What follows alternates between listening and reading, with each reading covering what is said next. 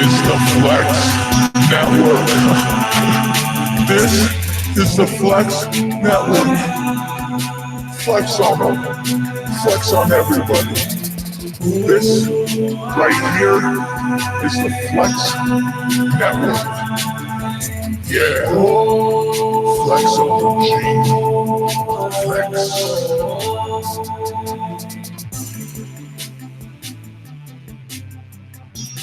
All right, everybody. This is the Flex Network bringing on a new guest with us today. He is the Snowman. We have been friends for quite a long time. I'm going to be switching his mic in because I'm not professional enough to have enough inputs. Go ahead, test out your mic. Test. Are you in? I'm all in. Oh, that was good.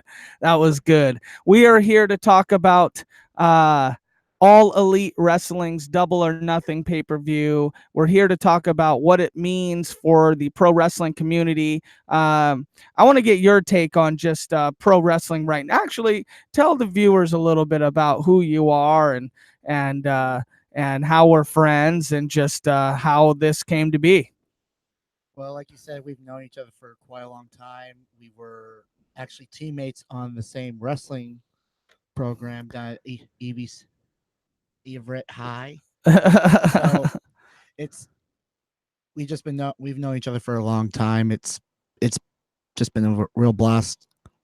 You were very dominant when you were there. Oh, then, come on. Being underclassmen, so I got to see how you handle yourself on the mat, and you were one of the top ones. That's cool. That's cool. So are you too loud in your own headphones? No, I'm perfect. Okay, good. It sounds like smooth jazz all the time. Good. So yes, not pro wrestling, but we known each other from high school wrestling team. I always knew that you were a wrestling mark. I think you knew I was a wrestling mark from back in the day too. I think back in the day we would when it was cool to sleep over at your friend's house. Now when you sleep over at your friend's house, it's because you're drunk.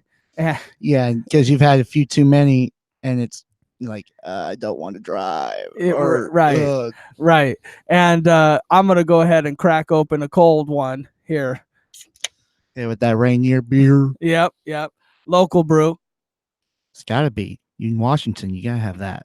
And so we used to watch old Undertaker DVDs because you had. I mean, now I will agree that I kind of lapsed as a fan, during the John Cena era. I was not a big fan, but you stayed true to it for the most part. Oh yeah, from Attitude Era all the way through Ruthless Aggression era, and even through the PG era now, if you want to call it that. And now I think we're swinging back into like more of the realistic feel of wrestling now. It's more, it hurts more. It just looks more impactful than it does now. Than it did back then. Okay, so do you think that's do you feel that way because of independent wrestling being more popular, or do you feel like like AEW themselves are bringing that back, or is it because is WWE changing that and you can see that in their product? I mean, why do you feel that way? Well, going outside WWE for the time being, catching like other promotions like Lucha Underground, you would see all this, the Lucha Libre style in there mixed with hardcore and kind of like soap opera drama stuff backstage that it kept it separate, but it made it look cool to watch on El Rey Network. And then just looking overseas over at New Japan Pro Wrestling and seeing what Kenny Omega, the Young Bucks have been doing over there. Okada, and watching Wrestle Kingdom and seeing what Bullet Club has been doing, running roughshod over the world right now. So it looks like, and even Finn Balor when he was over there as Prince Devlin, and he started Bullet Club. So I think that's when it started to like get the trend going of like, okay, it's going to hurt a little bit more. It's going to look a lot more realistic than what WWE has been doing for early 2010. And then Yeah, of so cour- it's been like 9 full years that we've Yeah. gotten just this very PG, not very aggressive product. yeah, I want to say probably once the ruthless aggression era ended, once it started being, they flipped the switch to more PG, it started to be more just going through the motions to a point. There have been, some great moments in in that era between PG and what we're going through right now. So, and of course over at TNA, and Impact, which they've been going through so many changes. It's not even, funny to, say that they've been going through so many changes. Well, they were doing a lot of changes even back when they were popular, when they had, they're getting back to that now. Yeah, slowly but surely, but the fact that they've gone through, I want to say they've gone through their high, their low, and then they're hitting their medium, and now they're on the rise again. They were starting to a point, but then they went and got off cable net. I mean, off of like everyone can see cable network kind of like programming. They got onto like the Twitch. They're on Twitch now. Well, Twitch, but if you don't have Twitch, right, Like if you watch, like, Pop TV or whatever. They were it was. well, they got off Pop TV. Now they're on like Pursuit. It's a hunting channel, so it's like very hard to like even watch on TV. But like you said, Twitch. But again, they were just struggling for so long, and from the time Bischoff and Hogan got in, which was a bad start from the word go, all the way through till Hogan left, and then the after effects of that was just, it's just been too hard maybe to try to recover to get back to where they were. Yeah, and so basically what we're in full agreement with is that this new movement, and it's not new, is what we're kind of saying. It's not necessarily new, but this movement has been brewing for quite a long time. And yeah, it's been picking up a lot of steam, and we can be thanking, New Japan, because this stuff has been starting way over there. If you have not caught any New Japan stuff, especially Wrestle Kingdom, what are you doing? Go watch it on YouTube. Wrestle Kingdom is what would be New Japan Pro Wrestling's WrestleMania, and they do a hell of a product from on the first night, and then they kind of sneak it in with the next night. It technically day for them. It would be early morning for us, and they sneak stuff in at their after WrestleMania show, and it's just been like, it gets everything going for the year, and especially this year, of how they're going to bring more of the New Japan stuff over here to the States. Yeah, and when New Japan and Ring of Honor, we didn't even talk about Ring of Honor, but oh yeah, Ring of Honor, that too. I mean, and they've been quietly. That's the thing. They've been quietly the second best program. Yeah, they've been quietly. That's the key point. It's like you can only catch them. For us, it'd be Channel 4 on Friday, Saturday night. Early. Like 11 o'clock, maybe midnight. But they've been slowly building, and they've been staying in the background, but they've been getting up there in popularity now again, and they're coming out to do a show at Kent. Yeah, they're here. They're touring, which is a big deal for independent wrestling. I mean, them and New Japan, they sold out a show in California. That was kind of like the precursor. That was New Japan coming to the States and saying, is this real? And then that turned into All In. And All In, you can say, is basically turned into this mega superstar-esque promotion outside of WWE that it's undeniable right now. It's on fire right now with so much buzz around it, and it's just gonna keep keep going like a California wildfire. It's just going to catch on fire and set ablaze. Yeah, and I can feel it. I can feel I'm hot right now. I'm hot. I'm burning. I'm burning. We got a fan on in here. We're in the studio. Oh, Bullet Club shirt. But yes. Well, 2 sweet, or in the new case, it's 1 sweet. Yeah, yep. I can just feel it. I can feel it. Due to copyright infringement from D-Generation X and WWE. I can feel how great wrestling is right now. It's, I tell everybody, and I will not lie. Like a lot of people, they laugh at me. They're like, "Oh my gosh, we watched that when we were kids. Why would I get back into it right now?" I'm like, because the product has not been the same since we've been kids. No, because like, again, we've gone through eras. We've gone through Attitude Era where we got into this. Even the older generation, they were the 80s where Hogan and Savage, Ultimate Warrior, Hart Dynasty, Ric Flair, even it bled into, with WCW coming into the fold. Sting, Luger, Savage, again, and then NWO ran roughshod from 96 onward until WCW, until about 98. And even before 98, the split with Wolfpack, their little feud. We're not going to call it a feud. It was just it was an extension of something that was great, extension, but it kept the NWO name alive, and which Wolfpack was like it was just too sweet. Yeah, I was more of a fan of the red Wolfpack NWO than I was a fan of the black and white. Yeah, of Hollywood. But I think there's a reason that we're talking about that right now. Yeah, I mean, there's an old saying about history. It tends to repeat itself to a point, especially in pro wrestling. It tends to repeat with trends and with what's hot and what's going to be, coming up on the horizon.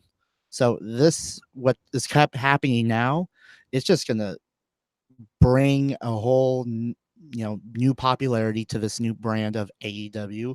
And it's going to get people talking of, oh, are you AEW or are you WWE? Or, and of course, quietly, are you Ring of Honor? Because a lot of people would watch, oh yeah, we watch Ring of Honor, but we also watch AEW and we watch WWE. So we watch all the wrestling. So it's just going to bring a new sense of cultural impact to pro wrestling, and it's going to bring it back up to where it was 90s, early 2000s. Yeah, I just think, going back to what I just said, I think there's a reason we're talking about NWO right now. I think if you're a true mark of pro wrestling, a true fan, I think I would call myself that. You would call yourself that. The reason why we're bringing back up NWO is because that was, in my mind, the golden era of wrestling. Yeah, of course, and with NWO, but I mean, even before that, you had the symbol of excellence. You had the Four Horsemen, and either way, wrestling was amazing back then, and then it grew to this point of NWO and Monday Night Wars, and then that period was just it was the most amazing thing you could ever see. Then Vince McMahon bought WCW. Then there was a semi-good part right after with the invasion. But right after that, it seemed like it just died, Yeah, I mean, once, and to go on with Vince buying the company, it doesn't help that when your own in-house promotion, when your own brand doesn't want to, the company that's, you're showing your product to, TNT, Turner Network, they're not backing you 100%. It's just here's it. We got a wrestling show in our portfolio. And then the AOL Time Warner merger, and that happened. And they're like, we don't want wrestling anymore. I know. It's not, we don't want this anymore we don't want to be associated. We don't want to be known with it. And then Vince buys the company. You have this, again, the semi-invasion with maybe this B+ talent of WCW. You didn't have Hogan. You didn't have NWO. You didn't have Goldberg. You had Perry Saturn. You had Perry Saturn. You had you had DDP. You had Booker T, the reigning defending 5-time WCW and United States champion coming in. And then you had like tag teams like Sean O'Hare and Sean O'Hare and I cannot think of his name off the top of my head. Well, there's a reason. Perfect Event. It was a similar version of like the Hardy Boys, but they were like the good looking, like they had eight packs, they were like the strong guys. They were trying, it was just, bad. But then you didn't have a roster with the WCW guys you brought in, and they signed with WWE because a lot of the big names like Goldberg, Hogan, Savage, Sting, they had big ass deal contracts. They were like, we're getting paid by Time Warner to sit home, do nothing, collect money, or do we want to go to WWE and get back on, and work? It's like, no, let's just sit home. We'll get paid by Time Warner and catch their money. Yeah, that's really unfortunate. I think one of the biggest letdowns. Well, it's a letdown mainly because wrestling was never the same after that, it seemed like. And let's get back to talking about AEW. Oh yeah. We're getting to it feels like it at least feels that way, that we're finally getting back a product that is about unscripted promos, beautiful in-ring excellence, and gimmicks again, almost like characters again. Yeah, like we're getting the 80s, not fully 80s, but we're getting the 80s gimmicks of. Yeah, we don't have Ultimate Warrior. Yeah, we don't have cocaine. We don't have the power of the Ultimate Warrior and everything. And Hulkamania, brother. So great. We're not getting the egos. That's the thing. We're not getting egos the size of, Texas going on and with this new company yet. We'll talk about that one later. Yeah, we could talk about that. Yeah, after years and years of this. Well, I mean, you're kind of getting Jericho's shoot ego, where he's like kind of saying, you have to thank me for this, and that's great. It's good TV. It's a good gimmick, but we all know he's not as a person. No, he's not like that as a person. He's not trying to be Hogan. It's the character. It's Jericho, man. So just drink it in, man. Yes, because it's something that everyone knows. I mean, you have the very first undisputed world champion ever, of course, the 7-time Intercontinental champion, a former IWGP Intercontinental champion. Right, because he just lost that over there at New Japan. He lost that to Okada. Yeah, I want to say was it Okada? I think it was Okada. He lost it to Okada. If it was wrong, please someone correct us. We're just shooting with this off the hip. We're just shooting. Yeah, with this. Kenny Omega's still, he's still gonna be pulling that. That's stuff I want to watch, and and that's something that so let's get into it. The feeling I got as we were ramping up the pay-per-view, starting with the Battle Royal.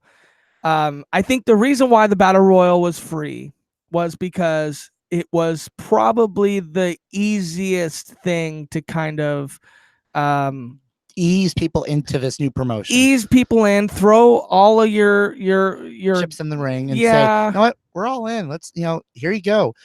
I agree with that. This is the Battle Royal, the 20-man buy-in. Literally, it was a buy-in. It's literally to say, here you go. 21. 21, sorry. You have 21 of the best, I want to say best, because it's off the tongue, but you have 21 of the best talent that you can go out and get that's not under contract with WWE or Impact. And you can say, you know what, we want to exhibition you guys. We want to show you guys off, and we want to, give the people a taste, a small taste of what they're going to get on the pay-per-view and with this new promotion. And it was brilliant. You had, legends like you had Billy Gunn, Mr. Ass, Billy Gunn in the Battle Royal. Tommy Dreamer. You had him in there, and you had you know, And first of all, on Billy Gunn, I mean, if you're a WWE truther, you know, you saw on the WWE Hall of Fame that they took a shot at it. They Oh, took a shot at him. they took several shots at him. It's like, with the Super Soaker, incident, throwing back to when they were doing the Super Soakers, Right. that, and then, squirt, getting the crowd wet. He couldn't get it up. Yeah. Well, and, Right. and that, well, someone had to be all in and everything. If you go watch the Hall of Fame network again, the Hall of Fame on the WWE network again, we promote that because it's wrestling. Yeah, it's wrestling. I still watch WWE. My problem is I don't watch it like I just said that I was anticipating All In. Yeah. I was sitting there literally tapping my feet, twiddling my thumbs, like in such admiration for true indie. Like, this is true indie wrestling brought together by indie wrestlers.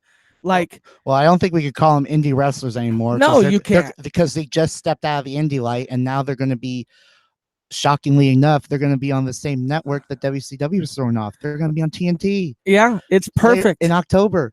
That's going to be a great promotion on the network, on the Turner networks, that they could be booked for indie stuff and get the name out, AEW. So it's just going to be very interesting to see what happens between now and October. Well, I can just say that, that anticipation, geez, I can remember when I was waiting for Mick Foley or Mankind and Undertaker, Hell in the Cell, or the same pops I had for, and we'll get Austin, into the pops. For Austin. Well, the pop of Kane. Ooh. When Kane was, came out that night.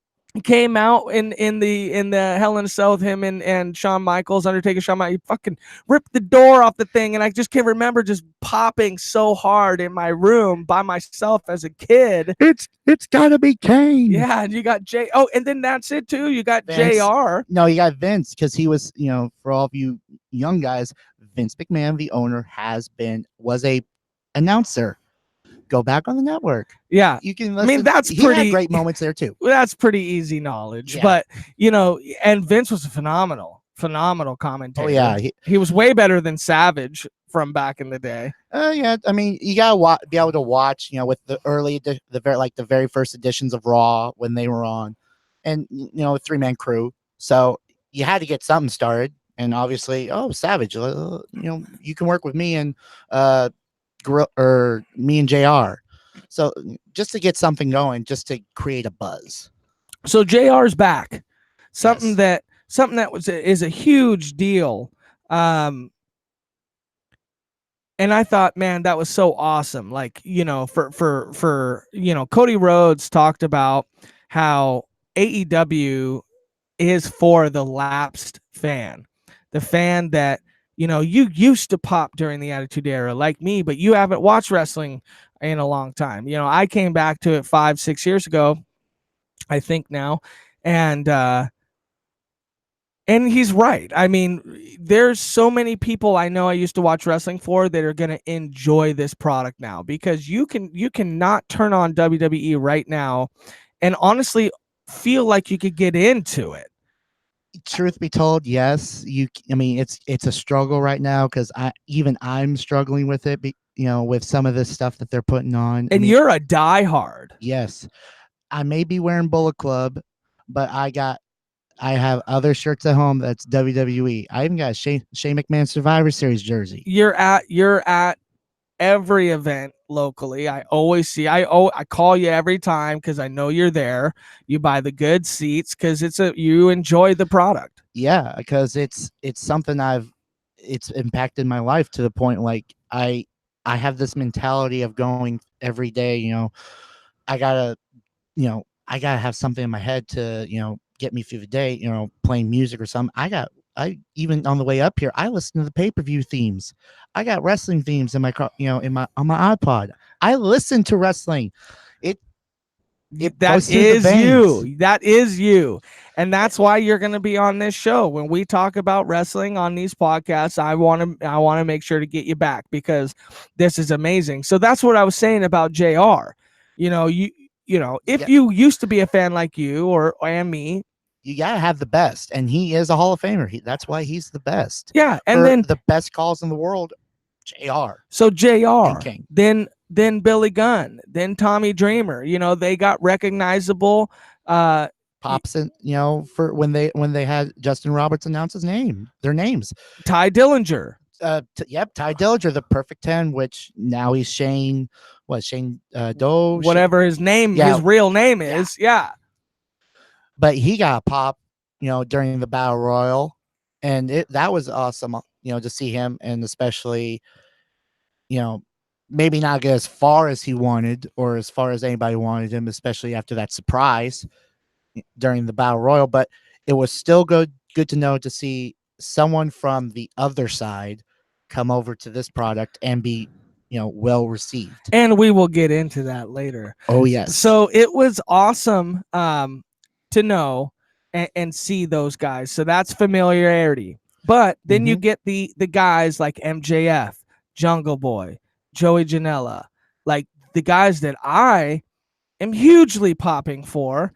And watching these guys wrestle, watching these guys is incredible. Like these guys are hitting moves that, well, first of all, you can't even pile driver in the WWE anymore. No, because of the Stone Cold issue that happened with his neck from SummerSlam. Lots of issues. Yeah. From SummerSlam 97 that, he got with Owen Hart, yep.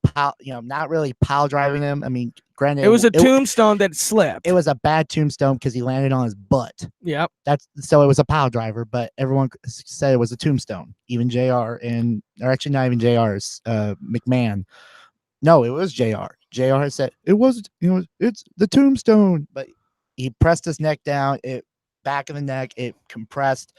It was bad, and it pretty much put Austin somewhat in a lingering state for 97 and 98. It took him a long time to through come 99. back. No, not really come back, but he was, like a boxer that got, he's staggering. He was done. Well, staggering to the point of, like through those years, like, okay, I could still go. But then 99 came, and I want to say he was being used less, because by the time we got to Survivor Series, the big triple threat match between Triple H, Rock, and Austin, Survivor Series in Detroit, they decided, okay, we need to get you fixed. You need to go get yourself, healed up, get your neck fixed and everything. And they ran him over. Literally. They ran him over with the car and set up down the road in 2000 when he made his return, but he went and got his neck fixed, and it lasted him until 03, where he wrestled his final match, which I was so great to finally see that at WrestleMania in Safeco at WrestleMania 19. And I was there. That was the best pay-per-view I've ever been to, and I've been to several, and of course the one that will probably be coming up in Tacoma, which I will not be there. Yeah.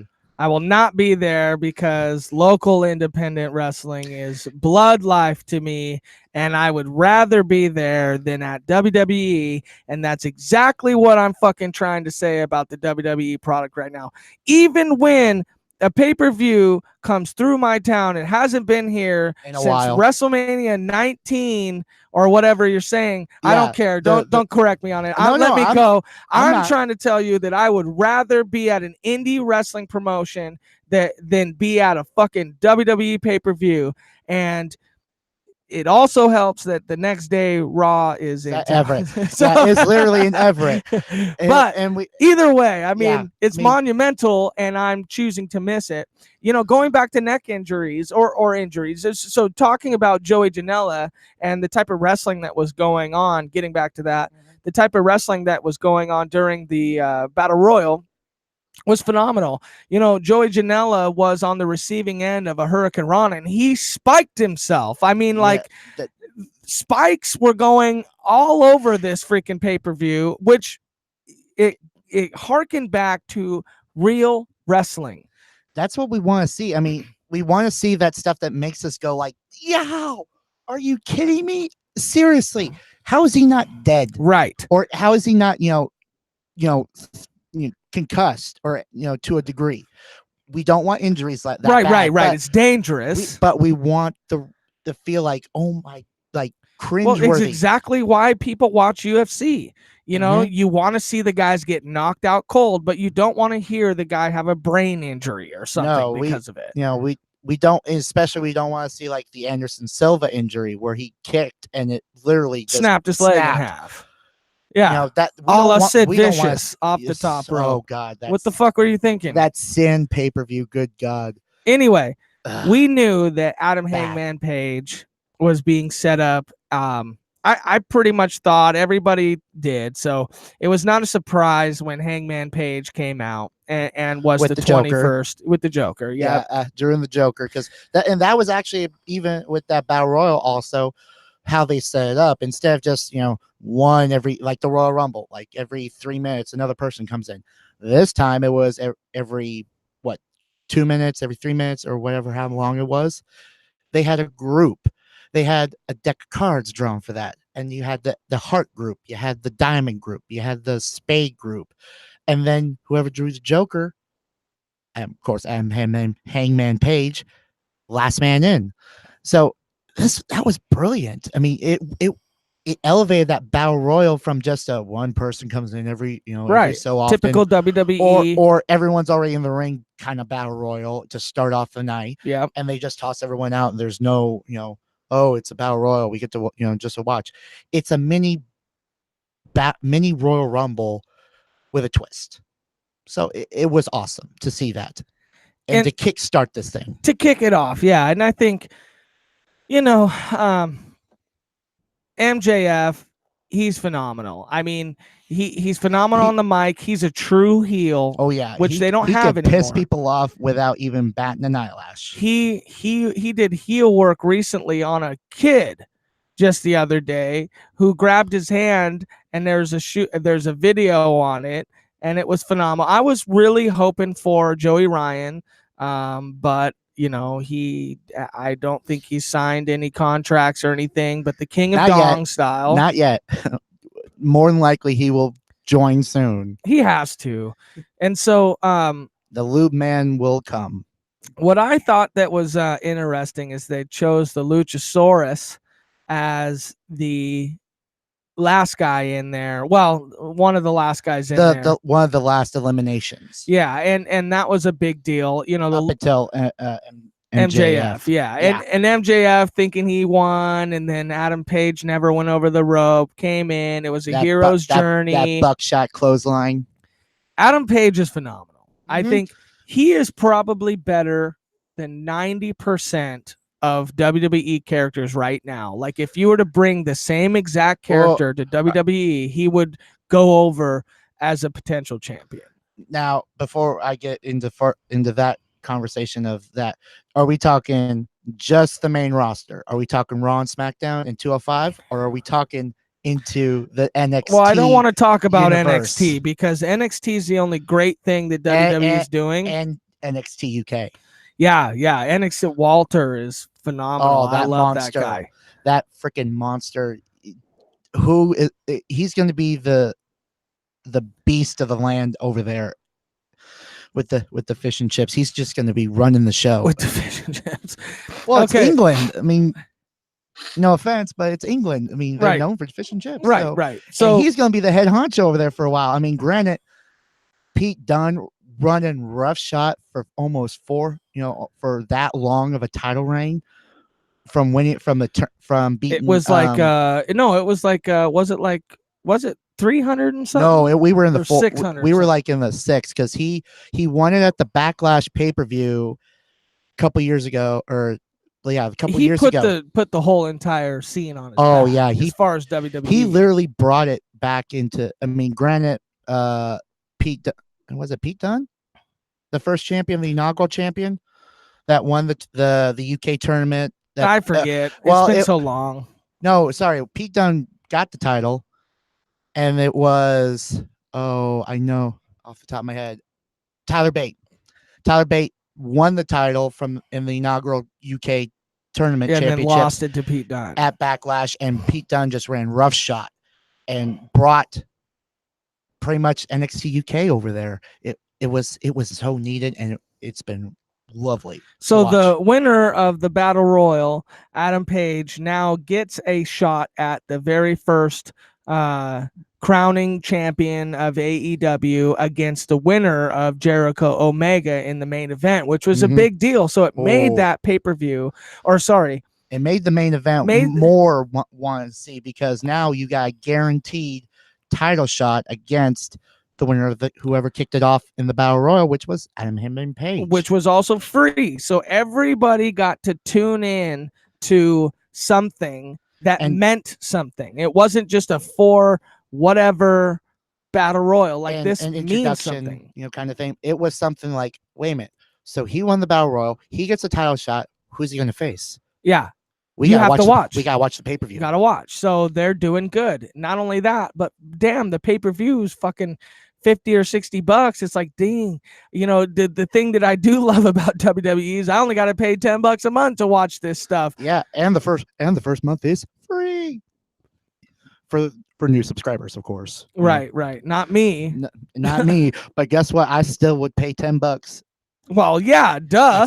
It's cheap. $10 is nothing, but $50 a pop. I remember those months back in the day. Oh yeah. Even more for WrestleMania. You gotta remember that. More for WrestleMania. So the next or one of the first matches, SoCal Uncensored defeating the Strong Hearts. Great tag team right there, or 6-man tag right there. The match was great. Oh, yeah. The guys were great. I'm not trying to discredit that. In the sake of time, I really don't want to spend too much time on it. Oh no. But the match was great. Christopher Daniels can still go. Fallen Angel. Yep. Yeah. He could still go, even with his buddy Kaz right there, going all the way back to TNA. Those guys know what they're doing, and they're one of the best tag teams out there. Yeah. Well, I could say 6-man tag because they run 6-man. The crowd was into it. They had some really nice spots. The Strong Hearts were good. They were fun to watch. That's something that I love. And a great introduction to these guys too, to show them off. It's the same thing. But I really want to talk about the women 3-way. So don't you mean 4-way? Yeah. So it was a surprise. Thanks, Brandy. Brandy came out and she swerved us all. It was a great swerve to just say, we don't want a great match. It's the first pay-per-view. We don't want a great match. We want an awesome match, and we got Awesome Kong. Yeah, so TNA superstar, former TNA Knockouts champion, had a stint in WWE for a cup of coffee. Yeah, didn't do too well. That was some bad karma. You're right.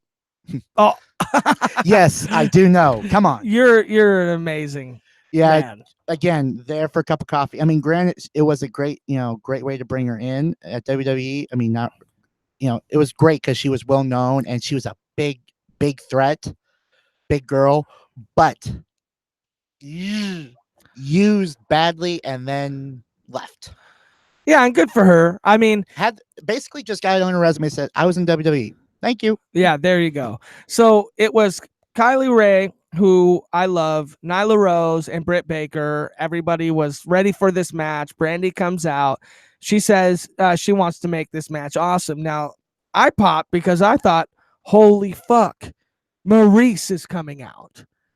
I was just thinking, oh my God, could they have gotten to The Miz somehow? Like, this would be a big pop, but I was wrong. I was way wrong. There is no way that someone with Maurice, who is currently under contract with USA I didn't Network. know. I thought, even under USA, that's not necessarily saying she's still wrestling under active contract with WWE. True, but with that reality TV stuff and with your husband right there, it's like, I know. That's what I thought. I was really going for a big, like, fuck, this could be, I was wrong. I probably would have thought they would have brought someone over from Ring of Honor, like maybe a former Knockouts champion, maybe Angelina Love or Velvet Sky, part of Allure. So Jordan Gray. I mean, there's so many people that you could have Addison popped. Rain. Yeah, it's a lot. But Awesome Kong that fit.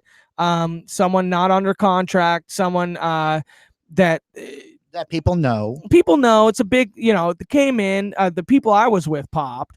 Her and Nyla Rose together because two big people. That was nice. To even each other out on that one. It wasn't going to be just a Awesome Kong throwing throwing the other two around, and then what was her name again? The Britt Baker or no, the Kylie Ray? The bigger one. Oh, the original that was in the match. Nyla. Yeah. So it wasn't just going to be like a 2-on-1 handicap match where it was just going to go, these two are going to try to gang up and take her out first, and then it was going to be those two together, and then she comes in and dominates. Now we got some that's an even bigger threat, Awesome Kong. And I thought it was a great match. I will tell you right now that Kylie Ray is a complete superstar. Mm-hmm. Her character is phenomenal. When Brandy goes, I want to make this match awesome, and she introduces Awesome Kong, the hard cam shoots back to Kylie Ray, and she's like, hi. And it was fucking phenomenal because she's like, I misread this situation. Her character is perfect. She is a better Bayley than Bayley could ever be. Oh, I don't know about that one, but I do know about that. That's something that I think is amazing. And I wanted to say that she reminded me of Norman Smiley from back in the day.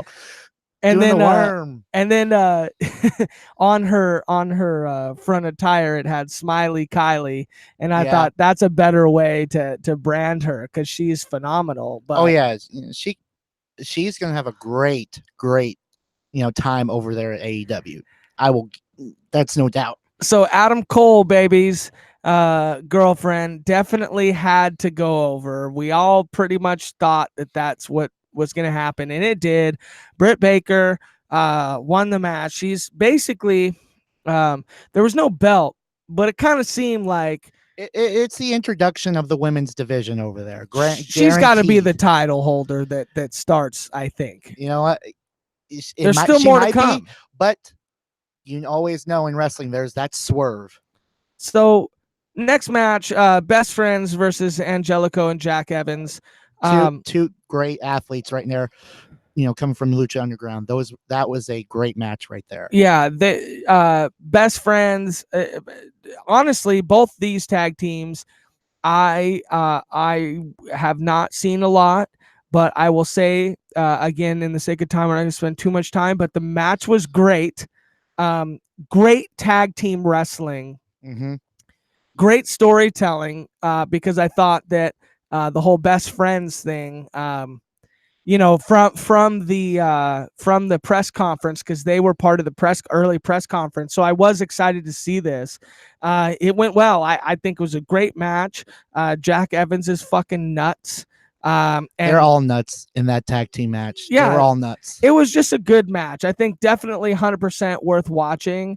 The next was the Asian 3-way or six woman. 6-woman tag. Yeah, I will say this for the what was already announced and what was already happening that night. That was a great a good introduction for the Japanese wrestlers, the females over there. Aja but Kong. It wasn't as I wasn't as interested.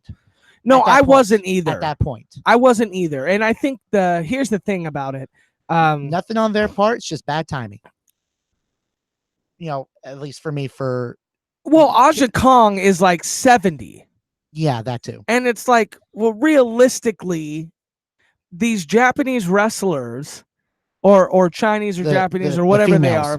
We're being specific. The female part. Yeah, the match, it was good. I mean, like, these girls just kind of like when the spots are going down, they're beating the crap out of each other. Mm-hmm. And I definitely was interested in the match because some of the stuff that they're doing, it's so fun. It's so fun on TV, and you can tell like the Asian demographic, talking about New Japan Pro Wrestling and why it has been able to stand the test of time, is because the fans get a very specific type of product. Oh yeah, Their specific type of product they do well, and it's this anime high spot, high energy, hard hitting. Let's not forget that hard hitting. Fun product. The match wasn't very good. They didn't introduce to me any great characters for the future, so I wasn't that interested in the match, but it was still fun. And again, this is just an introduction. This is the first pay-per-view under the AEW brand, so we may get them in the future where we can, maybe one-on-ones, maybe a tag team style or elimination style where we could see more. But it's an introduction. And unfortunately, the first thing I said when this match was going on, the first thing I said was, man, if one of these girls don't hit the most amazing elbow drop from the top rope, I am not interested, because that's what I get in the WWE with Kairi Sane. And I love that. Yeah, she can hit an elbow along, and Bailey too. She can hit the, I want to say it's the Macho Man version of the elbow for Bailey, but Kairi Sane can hit that elbow, and it's awesome. So let's get to one of the semi-main events. This is we're getting to the end of our cast talking about the best of this pay-per-view and what everybody came to see. Cody Rhodes versus Dustin comes out, and all of a sudden there's a throne on the stage. Is there a king nearby? It has Triple H, his written all over his logo, skulls. Cody comes down to the ring, and Brandy's got a sledgehammer for him, as if it couldn't be any bigger of a wink of a fucking shot at a very specific person. And so the only thing that was going through my mind was, man, when Cody asked for his release, he probably was met by some real disdain by Triple H, stuff that he has not forgotten, stuff that he will never forget. Oh, he's been holding that in for a while. He's been holding it in. He takes the sledgehammer. Now, I will tell you, ideally, it wasn't as big of a pop. Like, I wanted that thing to fucking explode when he hit it. But there was some small pyro, and it did crack. It cracked. But, man, he fucking took the sledgehammer to it. And it's like, hey, we're here. Game on. And that was great. That was phenomenal. This match was set off by Jim Ross. I thought Jim Ross, to be honest, the commentary was three guys that was a kind of like a Ring of Honor style to a point. Well, it was three guys that have only probably rehearsed for 4 months. Jim Ross, sorry, it's my seating situation here is basically stools. They're not really meant to be sit on for an hour. So I'm going to fix that, but we're good. We're good, but it's a party in here. The commentary team, people are giving Alex Marvez shit, and I'm not big on giving Alex Marvez shit because it's day one of the company, guys. Come on. Yeah, he's Alex Marvez is one of the best NFL radio analysts out there. He has the best NFL radio show on Sirius XM. That's where they know these people. Tony Khan must know him from there. He's a wrestling fan.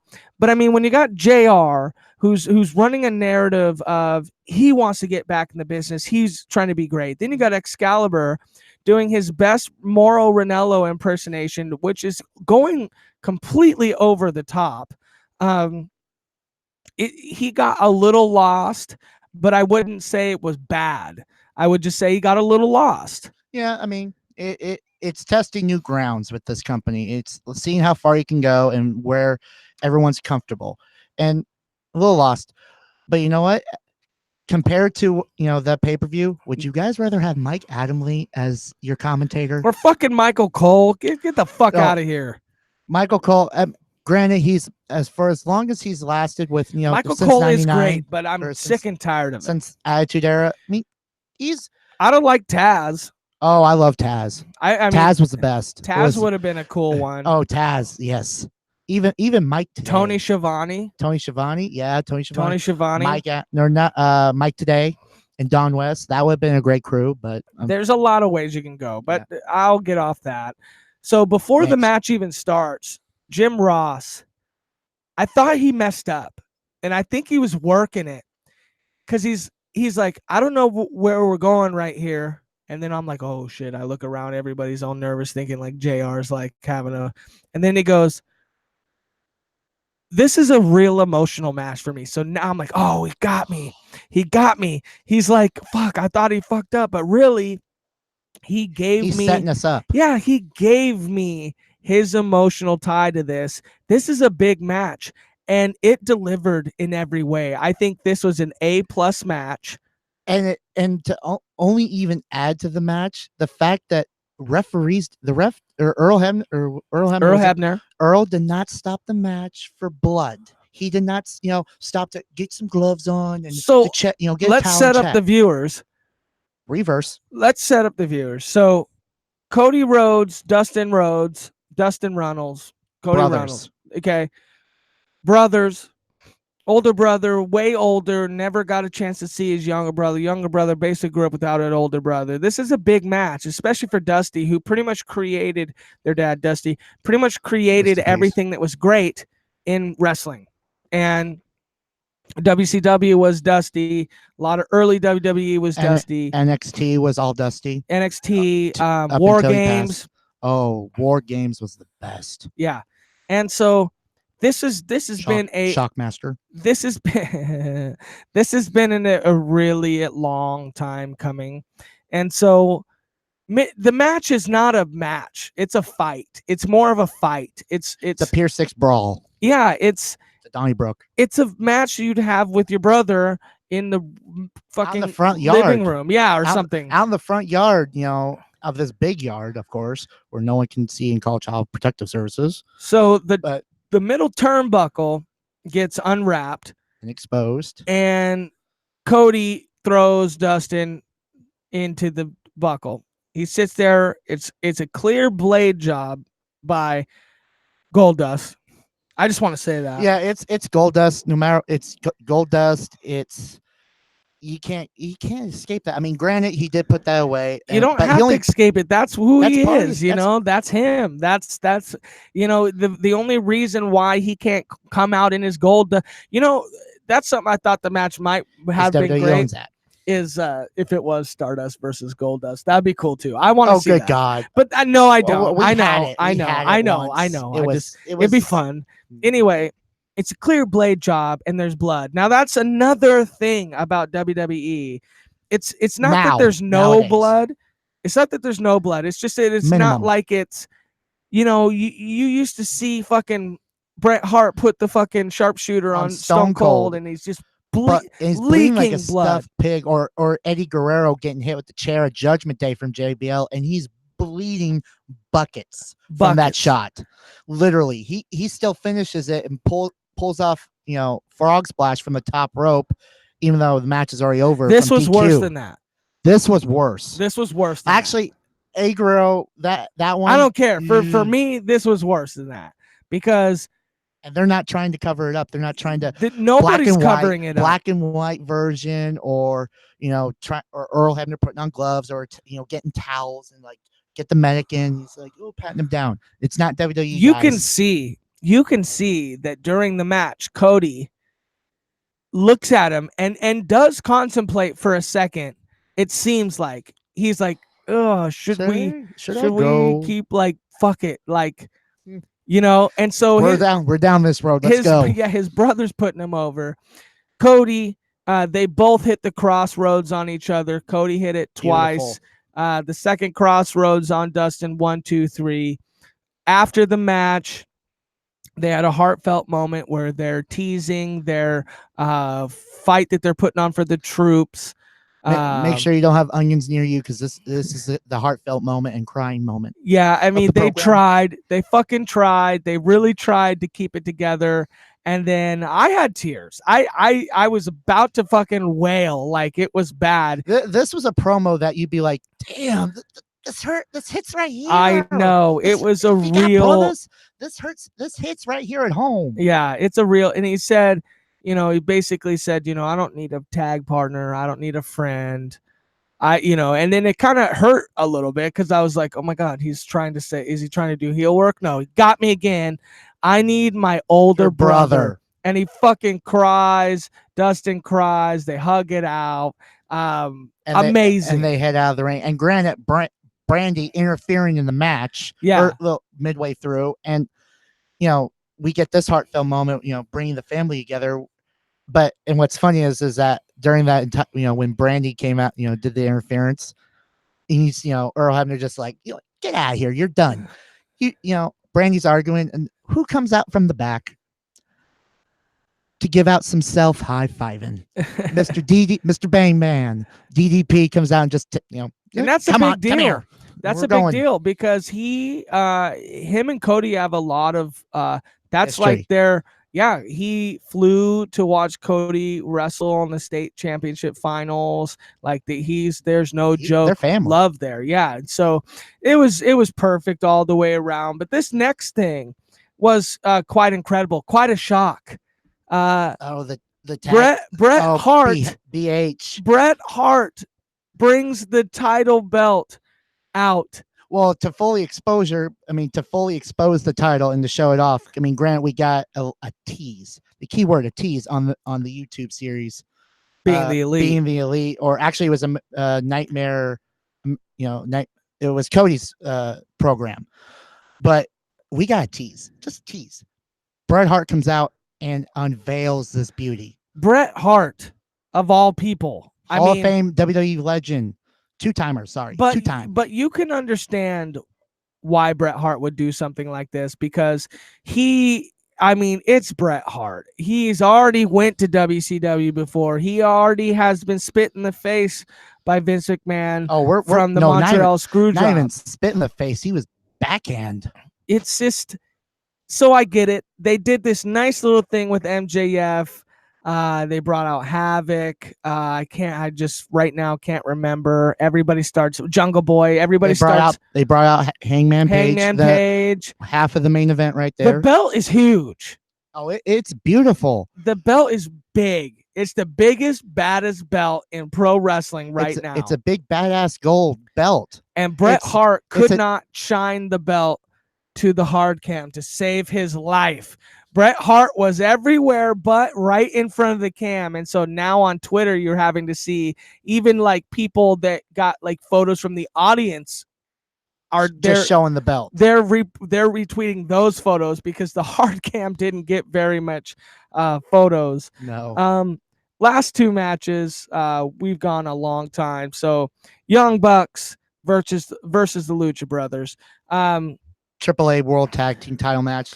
This was a great way to show off, another promotion, AAA, who's silently doing stuff down in Mexico, and you have the Young Bucks, Nick and Matt Jackson, doing what they do best, is one of the best tag teams in the world. And they are the best tag team in the world. Mm-hmm. I'm fairly confident in saying from Spain to Portugal to Canada to the United States, they've been everywhere. Even in Mexico, they've been everywhere, and they won gold. Well, what I thought was a big deal is that AEW showed that because I believe the title belts were on the line. Yes, it was the AAA World Tag Team Championships. So they showed that, hey, just because we're AEW doesn't mean you can't defend another promotion's title belts on our promotion. That's a big deal. That is like a shout out to another promotion. That's the same thing as Ring of Honor. Vince McMahon would never do that. No, well, he did rarely. That back in late 98, 90s, the NWA title, they were doing like NWA tag team, but it was short lived. Literally there for a cup of coffee. That's not the same. No, that's not the same. On the biggest first ever pay-per-view, you got a tag team champions from a completely different promotion. From a top promotion in Mexico, AAA. It's one of the top ones. What just to start, and legendary. Lucha Brothers come out and I am popping. I am Oh, popping so hard, and it's not. gotta get that zero miedo, zero fear there. The Lucha Brothers look like what I remember about amazing lucha wrestling from back in the day. La Parca, like The chairman.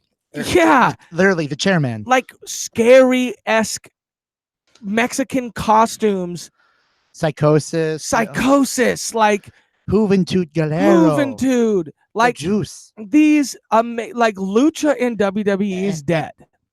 Yeah. It's dead. The The Lucha only- House Party, those guys not only look PG, fucking, they're like the champagne of lucha wrestling versus the Lucha Brothers that look like the fucking whiskey of lucha wrestling. I wouldn't have gone with whiskey. I would have gone more like the sippy cup. No, Lucha The- Brothers, not the sippy cup. No, not Lucha Brothers. I'm talking WWE. Oh, that's what I just yeah. said. Yeah, I said the champagne, the sippy Oh, cup. We're not even champagne. I said champagne mainly because of the mainly because of the shine. universally, the the- shine, the happy, the go lucky, the yay, attaboy. The champagne of more like the Okay, the sippy cup, the apple cider. the apple cider of lucha wrestling, and then you have the hard whiskey, the fucking bottom of the barrel whiskey. Good stuff. Yeah, it's like, and they Stuff that puts hair on your chest. and they scared me a little. Not scared me, but it just brought me back to that. These motherfuckers are real. Like, they're hard. And you could see these guys on Impact on Twitch. Yeah, these guys are great. I think this was a perfect example of, like, every single person that we got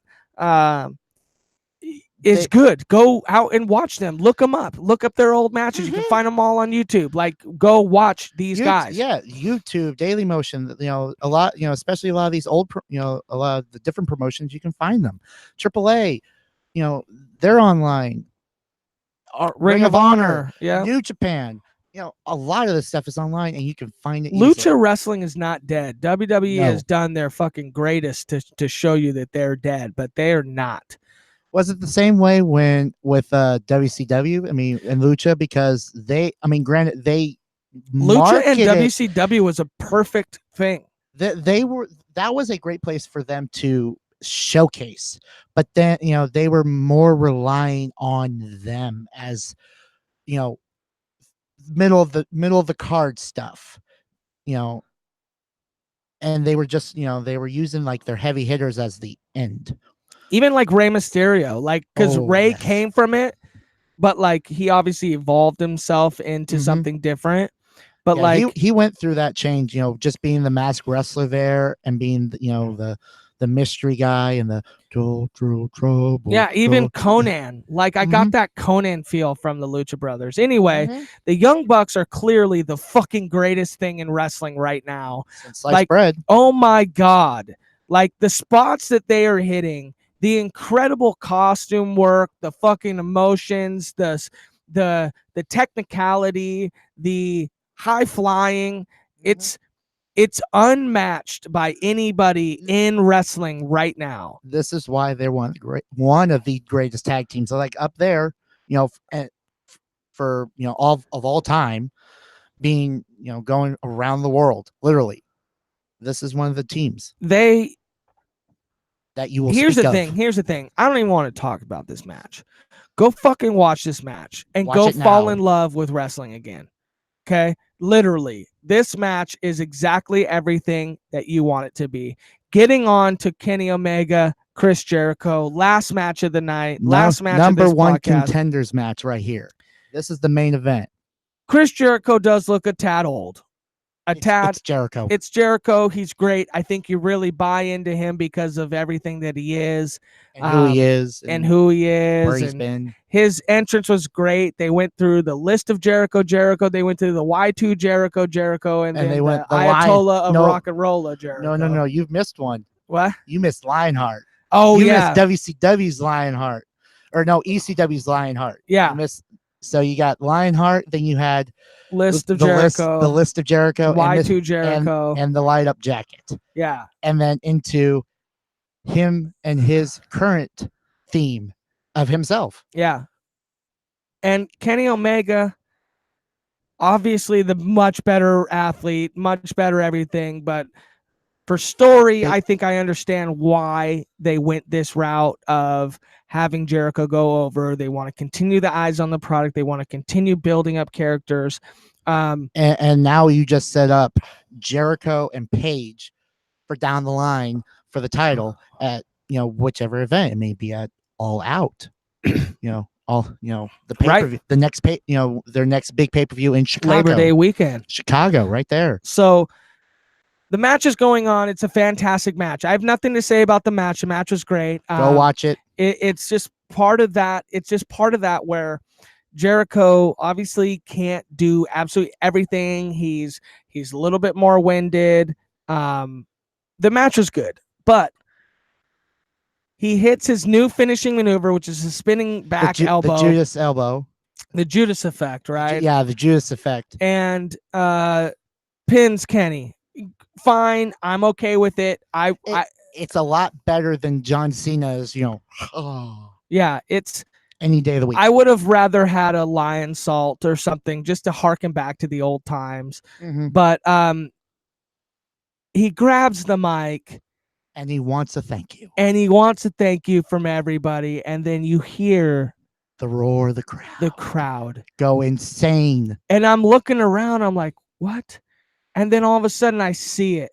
The crazy man has been let out of the asylum. John Moxley, aka Dean Ambrose, comes through the crowd just like the Shield. So I was a little bit, I was like, man, a little throwback right there. It's a throwback, but I thought maybe they'd have gone a different way. Just because it's like, but they were already shooting through WWE the whole entire night. Yeah. You might as well bring out Dean Ambrose, but as his original character, as his original persona. His indie persona, yeah. He gets to the ring, the crowd is going fucking nuts.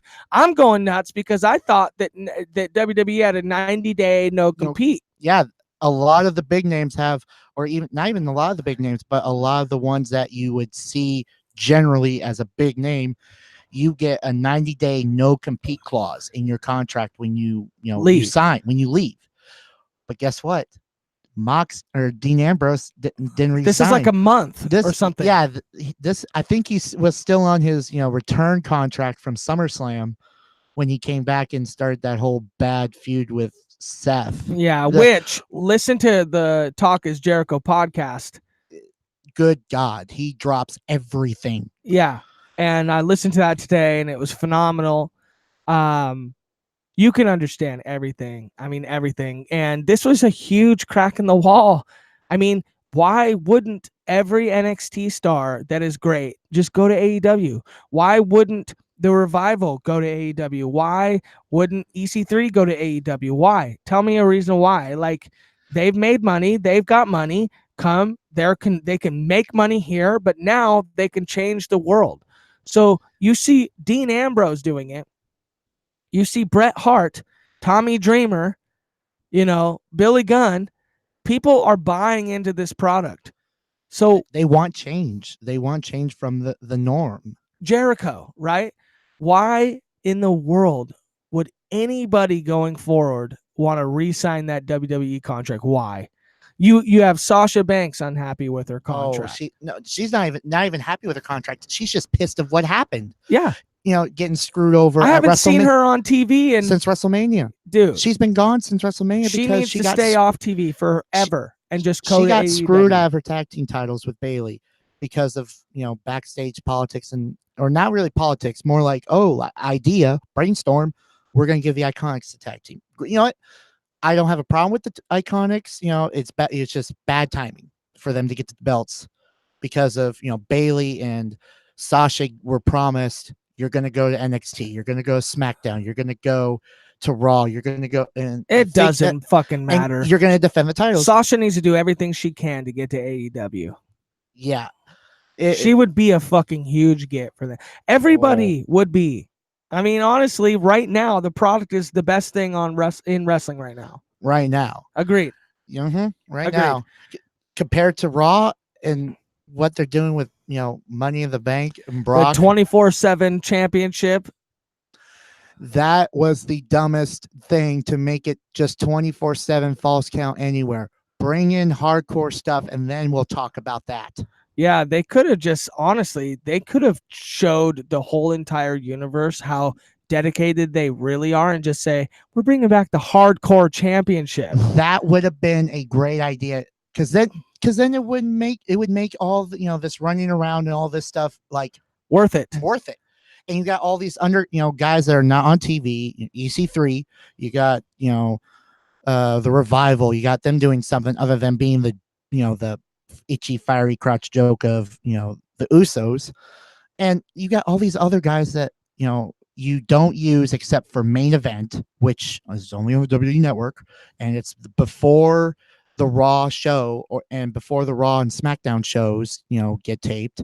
Actually, no, before the Raw shows, and then you got all these 205 guys that are just after SmackDown, so they're exclusive to the network. Everybody on 205 too. I mean, the AEW's roster in the next 2-3 years should grow to almost everything the WWE has. Like, I don't think it'll grow to that height, because then you're gonna start to turn into WWE with that product. Why?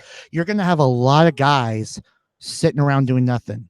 If you're gonna have that size of a roster, then they will just grow. Maybe they grow to 2 days a week, and then maybe they grow to better television. I can see that if they, but right now with just the pay-per-view and only the pay-per-views that are coming up for them, or maybe events to say, and then in October we get the the AEW on TNT. So right now, I'm just so excited. excited. Let's just take baby steps. I know. I know. I just want it all, because we it's want so it good. all, but like life, we got to take baby steps. All right, this man. process. We're gonna end this cast. I just want to say thank you for coming on.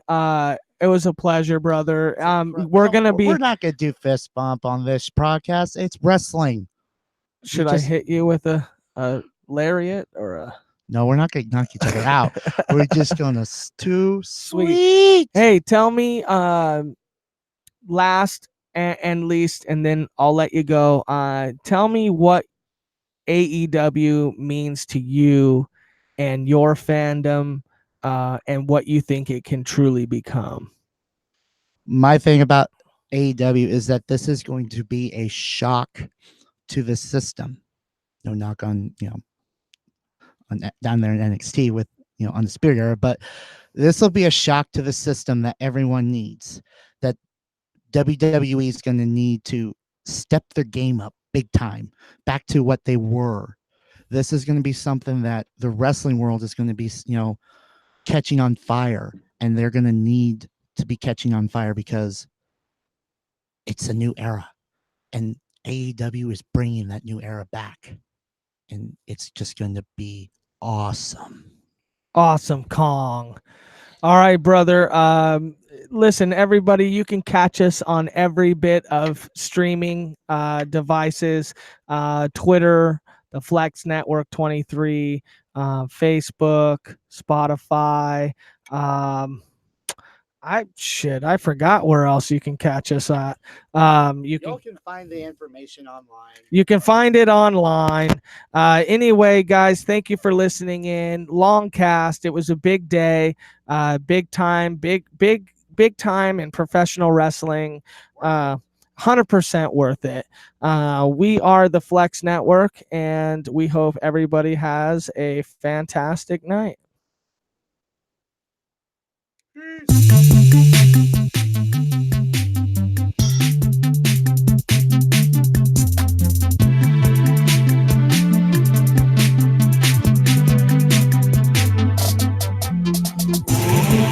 This is the Flex Network.